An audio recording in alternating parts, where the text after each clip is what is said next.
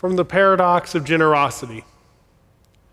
Generosity is the true virtue of giving good things to others freely and abundantly. It is a learned character trait that involves an attitude and action entailing both the inclination and actual practice of giving liberally. It is not a haphazard behavior, but a basic orientation to life.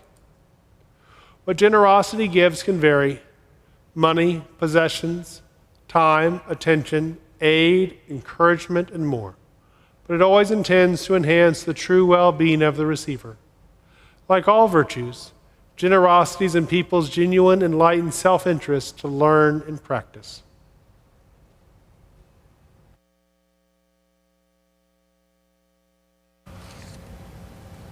A reading from Romans 12. Let love be genuine, hate what is evil, hold fast to what is good, love one another with mutual affection, outdo one another in showing honor. Do not lag in zeal, be ardent in spirit. Serve the Lord, rejoice in hope, be patient in suffering, persevere in prayer. Contribute to the needs of saints, extend hospitality to strangers. Recently, my nephew went on a trip with his college to Guatemala to work on a solar project. He told me a bit about the project and the food. It was good. The people, they were friendly. And when he was done, and because I'm his uncle, I asked how the trip lined up with his values and ways that might have inspired him to continue to be generous in the future. Generosity is both a value, a virtue, and a practice. We become generous by the actions we take in our daily lives. For me, being generous is a way of orienting our lives around God at the center and directing it out toward the people around us. In the biblical language, directed toward our neighbors. One of the biggest obstacles to generosity is the cultural message of scarcity and that we are not enough, that we need to acquire more. More items, more money, more education, more degrees, more. The Bible tells us that we are enough. You are enough. And what you are in this moment is enough to act with generosity toward another person. One of the most generous acts we can make is to invite people to do something with us by sharing our lives together. Years ago, Heidi and I were living in a new city, and I lamented to Pam that I really wanted to make some new friends but wasn't sure folks wanted to do anything with me.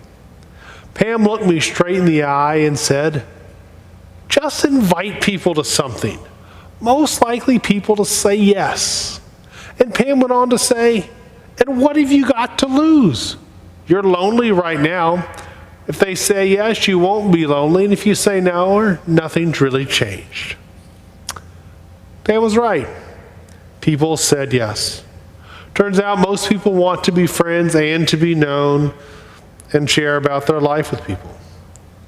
The Bible doesn't put it quite this way, but following Jesus means inviting people to do stuff with you. Over the past few weeks, I've asked you to make a list of people you want to know better and a list of activities that you already do in your daily life where you can invite someone to come along. This week, I'm asking you to set an intention to make this happen regularly over the summer and to make sure that you invite enough people enough times that at least 3 times over the summer, you invite someone to do something with you on 3 separate occasions. Because part of loving God and loving our neighbor is doing something together. You can invite people to something you're doing already. Going for a walk, ask a friend. Going to grab a cup of tea, ask someone if you can order for them and drop off their favorite drink. Ordering pizza, invite someone over, or even better, bring it to their house so they don't have to cook dinner and get a second one. I started throwing dinner parties with Heidi when I was in seminary, and fancy dinner on Friday was a box of spaghetti and a loaf of bread from a bakery. Turns out that buying the extra box of pasta didn't break the bank, and the people we invited bought salad. Our meal got bigger and tasted better because it was shared. This summer, we're seeking to put into practice loving God and loving our neighbor. I hope you discover the joy of connection and the impact of your generosity in inviting people to share in life with you.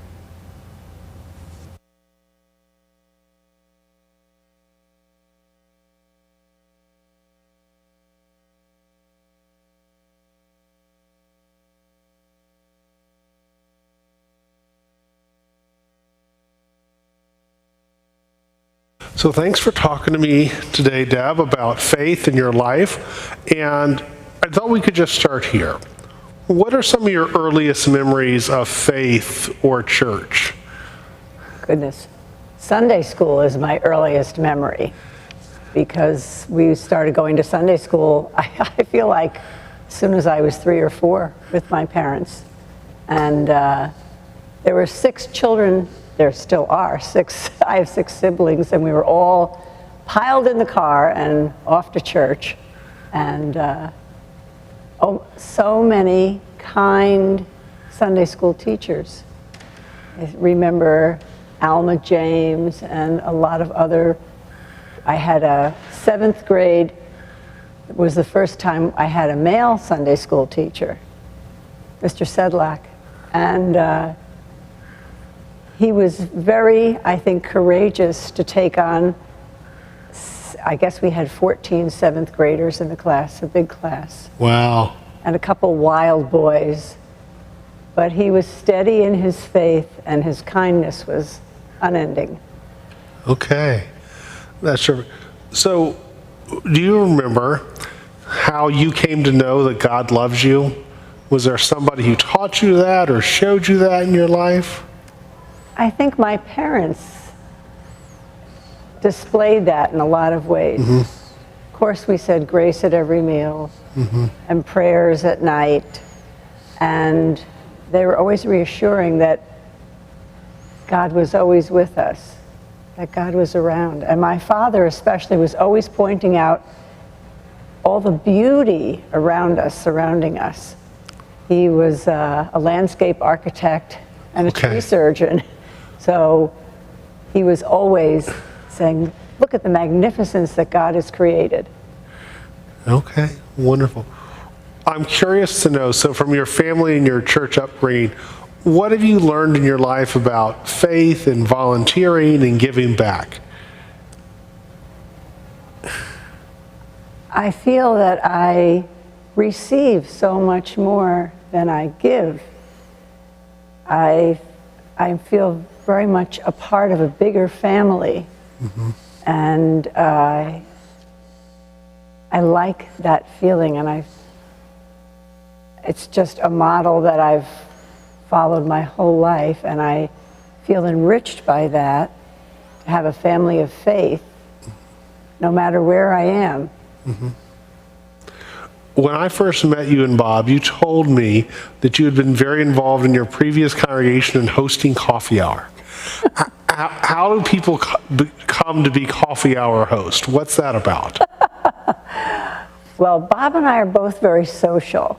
And we had joined a new church in New Jersey at one point, and we wanted to get to know people, and they were looking for people to donate goods to the coffee hour. So right away I signed up. I figured when people visit and talk afterward, it's a good way to get to know people, to get to know the community, to become a part of the community. So, and I like to bake, and Bob likes to chat, so so we fit right in. We started right away with coffee hour, and we try to do that here too. All right. What's one important value or idea from your life and faith that you hope family and friends will carry forward in their own life? I would hope that we would be kind and love others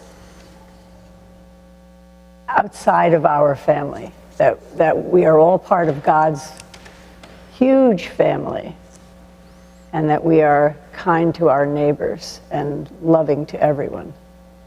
I would hope that's the message that we bring forth as Christians. Wonderful. final question for you. So has there ever been a season or moment in your life where you felt a connection to God or God's presence most clearly? And if so, what was happening then? You've probably heard this before, but I think the birth of our children, I felt, was a renewal of life and God's promise that life goes on and that He is with us. So that was a very special moment. Another special time for me, of course, Bob was in Vietnam for a year in combat, and I was home worrying and praying and trying to put my complete faith that God would bring him home safely. But of course, I knew others who had not returned, and I tried to maintain my faith and think that it will all be all right.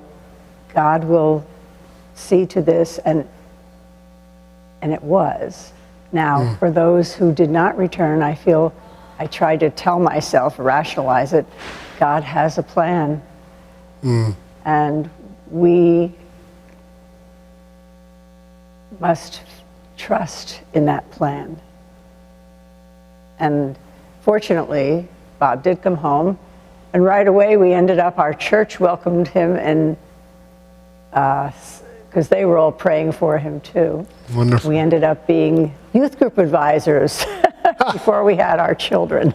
All right. So, and the kids in our youth group snuck into the hospital and managed to get up into the room where where I was, that had just had the baby. It was just the funniest thing.